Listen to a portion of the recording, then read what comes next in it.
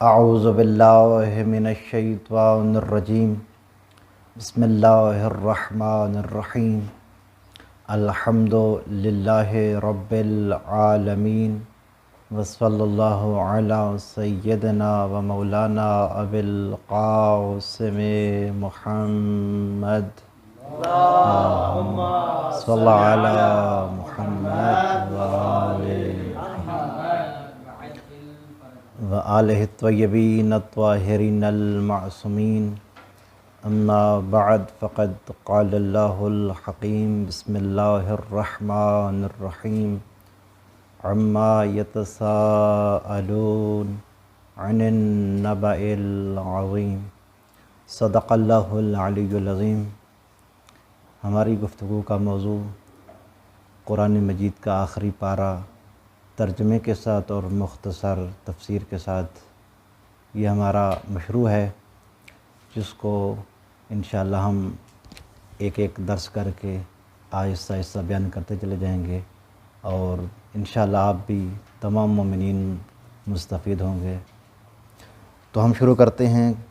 سورہ نبا 30ویں پارے کا پہلا سورہ ہے، تو اس سورت کی عظمت اور فضیلت کو ہم بیان کرنا چاہ رہے ہیں۔ سرکار دو عالم ختم مرتبت صلی اللہ علیہ وآلہ وسلم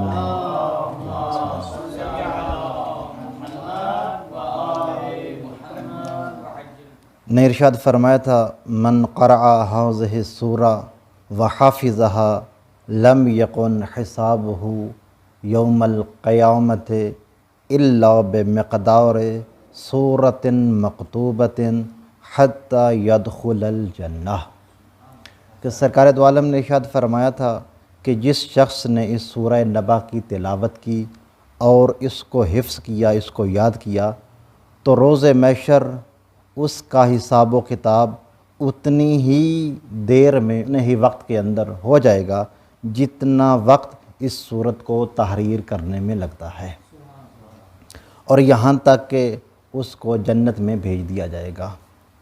اور دوسری روایت میں ہے کہ سرکار دو عالم نے ارشاد فرمایا، بمقدار صلاۃ واحدہ، کہ جس نے اس سورت کی تلاوت کی اور اس سورت کو حفظ کیا، اس کا حساب و کتاب اتنی ہی دیر میں ہو جائے گا جتنا وقت اور جتنی دیر ایک نماز ادا کرنے میں لگتی ہے۔ جتنی دیر میں آپ ایک نماز ادا کرتے ہیں، اتنی دیر میں اس بندے کا حساب و کتاب ہو جائے گا اور اسے جنت بھیج دیا جائے گا، جو اس سورت کی تلاوت کرتا ہے اور اس سورت کو حفظ کرتا ہے۔ تو تھوڑا سا مختصر سا تعارف اس سورت کا کروانا چاہ رہا ہوں۔ اس سورت کو کلمہ نبا کی وجہ سے سورہ نبا کہا جاتا ہے۔ اس سورت کی بسم اللہ الرحمن الرحیم سمیت کل 41 آیات مجیدہ ہیں۔ ترتیب کتابت کے لحاظ سے 78 نمبر اور ترتیب نزول کے اعتبار سے 80 نمبر یہ سورہ مکی ہے۔ اس سورت کے کل 174 الفاظ ہیں اور 796 حروف ہیں۔ تو ہم اس سورت کو باقاعدہ ترجمے کے ساتھ پڑھنے کا آغاز کرتے ہیں۔ بسم اللہ الرحمن الرحیم، شروع اللہ کے نام سے جو مہربان نہایت رحم فرمانے والا ہے۔ آغاز صورت میں لفظ استعمال ہوا ہے اما۔ یہ کلمہ اما اصل میں عن ما تھا، تو جس کے معنی ہے جس چیز کے بارے میں۔ یہ کلمہ اصل میں عن ما تھا، نون کو میم میں ملا دیا گیا اور آخر کے الف کو تخفیف کی وجہ سے حذف کر دیا گیا، تو یہ کلمہ اما بن گیا۔ یتساءلون کا معنی ہے آپس میں ایک دوسرے سے سوال کرتے ہیں۔ اما یتساءلون یعنی یہ لوگ آپس میں ایک دوسرے سے کس چیز کے بارے میں سوال کرتے ہیں۔ دوسری آیت عن النبأ العظیم، یہاں پر کلمہ استعمال ہوا ہے نبا، تو عام طور پہ یہی سمجھا جاتا ہے کہ نبا کا معنی خبر ہے۔ در حالانکہ ہر خبر کو نبا نہیں کہا جاتا، نبا اس خبر کو کہا جاتا ہے کہ جس خبر کی وجہ سے انسان کو یقین حاصل ہو جائے یا کم از کم ظن غالب حاصل ہو، اس خبر کو نبا کہا جاتا ہے۔ العظیم بعظمت، اما یتساءلون عن النبأ العظیم، یہ آپس میں لوگ کس چیز کے بارے میں سوال کرتے ہیں؟ عظیم اور بہت بڑی خبر کے بارے میں آپس میں ایک دوسرے سے سوال کرتے ہیں۔ اب سوال یہ ہے کہ یہ نبأ عظیم کیا ہے؟ تو اس میں روایات میں بھی اختلاف ہے، اگرچہ اس اختلاف کو اختلاف واقعی نہیں کہا جا سکتا، کیونکہ کچھ تفسیریں جو ہوتی ہیں وہ تفسیر ظاہری ہوتی ہیں اور کچھ تفسیریں تفسیر باطنی ہوتی ہیں۔ تفسیر ظاہری کے اعتبار سے نبأ عظیم سے مراد بہت بڑی عظیم خبر جو ہے وہ قیامت کی خبر ہے، یعنی یہ آپس میں لوگ جو ایک دوسرے سے سوال کرتے ہیں، پوچھتے ہیں اور اس خبر کے بارے میں اختلاف کرتے ہیں، وہ قیامت کا دن ہے۔ قیامت کے بارے میں لوگ اختلاف رکھتے ہیں اور اس کے بارے میں ایک دوسرے سے سوال و استفسار کرتے ہیں۔ یہ اس کی تفسیر ظاہری ہے۔ تفسیر باطنی یہ ہے جو کہ امام محمد باقر علیہ السلام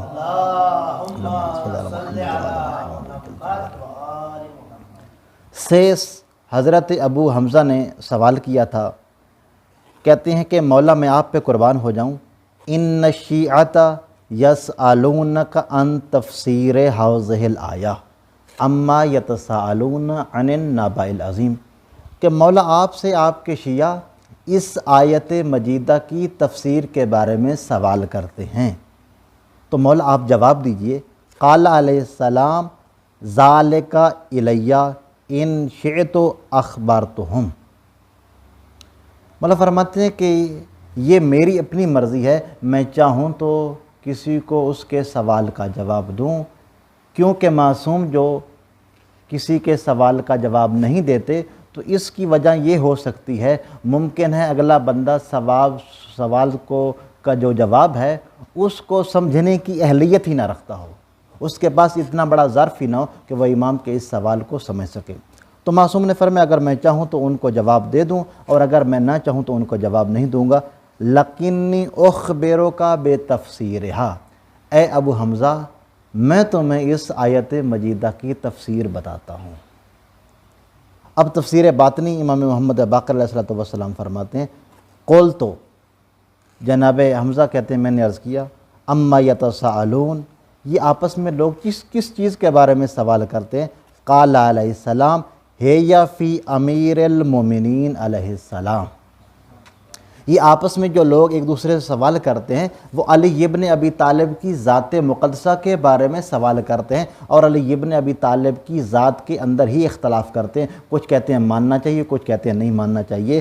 کیوں؟ سرکار نے فرمایا کان امیر المومنین یقول ما للہ عز وجل آیۃ ہی اکبر منی ولا للہ ما من نبأ اعظم منی، کیونکہ علی ابن ابی طالب علیہ السلام نے ارشاد فرمایا تھا کہ اللہ کی جتنی بھی آیات ہیں سب سے بڑی آیت اور نشانی میں ہوں، اور اللہ کی جو خبریں ہیں ان اخبار میں سب سے بڑی خبر میں خود علی ابن ابی طالب کی ذات مقدسہ ہے۔ تو اس آیت کی تفسیر باطنی یہ بنتی ہے کہ خود علی ابن ابی طالب کی ذات ہی وہ ذات ہے کہ جس کے بارے میں لوگ سوال کرتے ہیں اور جس ذات کے اندر لوگ کیا رکھتے ہیں؟ اختلاف رکھتے ہیں۔ اور اس کی دوسری تفسیر یہ ہے کہ علی ابن ابی طالب علیہ السلام ارشاد فرماتے ہیں وَلَقَدْ أُرِزَ فَضْلِي عَلَىٰ أُمَمِ الْمَاضِيَّةِ عَلَىٰ اخْتِلَافِ أَلْسِنَتِهَا، کہ مجھ علی ابن ابی طالب کی فضیلت کو، مجھ علی ابن ابی طالب کے فضائل و مناقب کو سابقہ ساری امتوں پر پیش کیا گیا ان کی مختلف زبانوں میں، فَلَمْ تُقِرْ بِفَضْلِي، تو ان امتوں نے میری فضیلت کا اقرار نہیں کیا، یعنی یہ علی ابن ابی طالب کی فضیلت، علی ابن ابی طالب کی ذات اور علی ابن ابی طالب کی ولایت کے اندر یہ لوگ اختلاف کرتے ہیں اور علی ابن ابی طالب کی ولایت کے بارے میں اور علی ابن ابی طالب کی ذات کے بارے میں ایک دوسرے سے سوال کرتے ہیں۔ اگلی آیت الذی ھم فیہ مختلفون، کہ وہ خبر کہ جس میں یہ لوگ اختلاف رکھتے ہیں، یہ تیسری آیت جو ہے کہ جسم کے بارے میں لوگ آپس میں اختلاف کرتے ہیں، کلا ہرگز نہیں، سیعلمون ان قریب یہ لوگ جان لیں گے، کہ یہ جس چیز کے بارے میں، جس خبر کے بارے میں یہ لوگ اختلاف رکھتے ہیں، ہرگز ایسا نہیں کہ انہیں پتہ نہیں چلے گا، بلکہ عن قریب یہ لوگ اس خبر کے بارے میں جان لیں گے۔ ثم پھر، کلا ہرگز ایسا نہیں، سیعلمون عن قریب یہ لوگ جان لیں گے۔ گویا کہ اللہ تعالیٰ کی ذات نے دوبارہ تاکیداً، تقریراً یہ بات بیان کر دی کہ یقیناً یہ لوگ جو آپس میں اس خبر کے بارے میں اختلاف رکھتے ہیں وہ عن قریب اس خبر کو جان لیں گے۔ پھر ارشاد حضرت ہدیت ہوا، الم نجعل الارض مہادا، کیا ہم نے زمین کو تمہارے لیے بچھونا قرار نہیں دیا؟ تو یہاں پر مہادہ کلمہ ہے، یہ مہد کی اس کی مفرد ہے اور مہادہ اس کی جمع ہے۔ تو مہد بچھونے کے معنی میں ہے، فرش کے معنی میں ہے، کہ ہم نے اس زمین کو فرش نہیں بنایا، ہم نے اس زمین کو بچھونا نہیں بنایا۔ والجبال اوتادا، جبال جبل کی جمع ہے، اوتاد وتد کی جمع ہے۔ جبال پہاڑوں کو کہتے ہیں، وتد میخوں کو کہتے ہیں۔ یعنی ہم نے ان پہاڑوں کو زمین کے اوپر میخیں نہیں بنایا، یعنی زمین جو ہچکولے کھا رہی تھی، سکونت میں نہیں تھی، حرکت میں تھی، تو ہم نے پہاڑوں کی میخیں زمینوں پر قائم کر دی۔ وَخَلَقْنَاكُمْ أَزْوَاجًا، اور تمہیں جوڑا جوڑا ہم نے خلق کیا۔ وَجَعَلْنَا نَوْمَكُمْ سُبَاتًا، یہاں پر کلمہ استعمال ہوا ہے نومکم، نوم نیند کے معنی میں ہے، سباتا آرام راحت کے معنی میں ہے، کہ ہم نے تمہارے لیے اس نیند کو آرام اور راحت کا سامان بنایا ہے۔ اگر تم آرام کرنا چاہتے ہو تو ہم نے تمہارے لیے اس نیند کو آرام قرار دیا ہے، سامان راحت قرار دیا ہے۔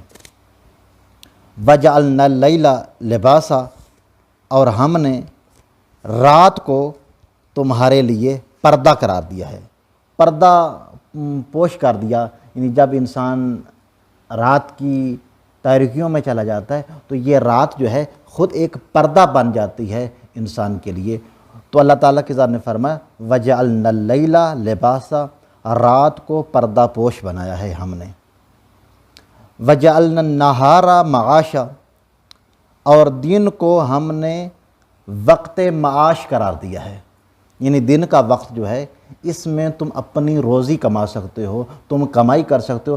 ہم نے رات کو آرام کے لیے قرار دیا ہے، رات کو آرام کے لیے رکھا ہے، اور دن کے وقت کو ہم نے تمہارے لیے روزی کمانے اور معاش کے اسباب کو تلاش کرنے اور طریقہ کار معاش کو آگے بڑھانے کے لیے ہم نے تمہارے لیے دن کو قرار دیا ہے۔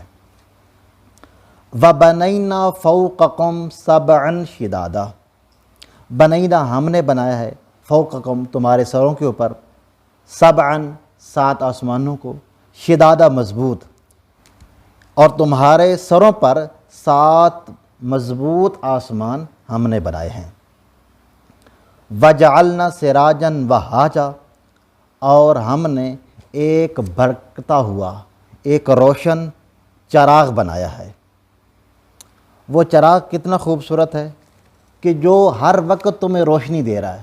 وہ چراغ سورج ہے کہ جس کو اللہ تعالیٰ کی ذات نے بھڑکتا ہوا بنایا ہے، حرارت والا بنایا ہے، اور اس بھڑکتے ہوئے چراغ سے انسان کیا لیتا ہے؟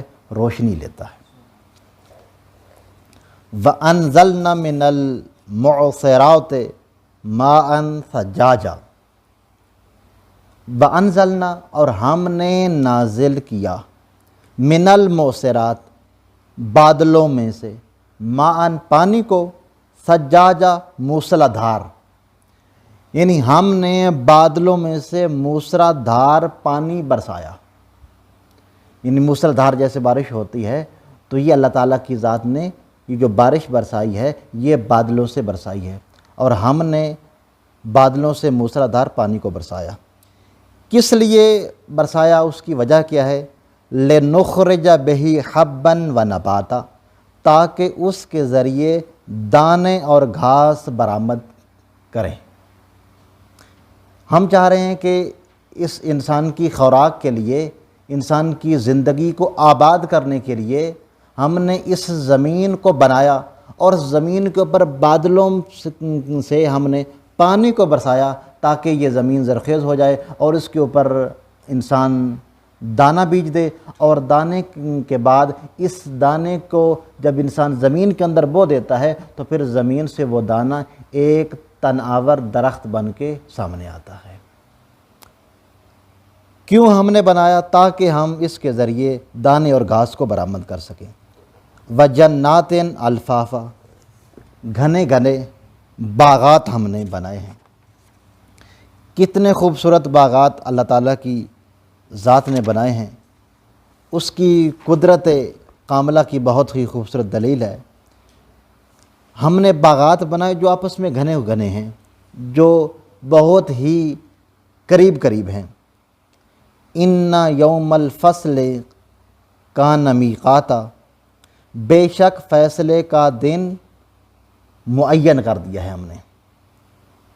جس دن تمہارا فیصلہ ہوگا، جس دن تمہارے تمام کے تمام اعمال کا فیصلہ ہوگا، وہ دن ہم نے مقرر کر رکھا ہے۔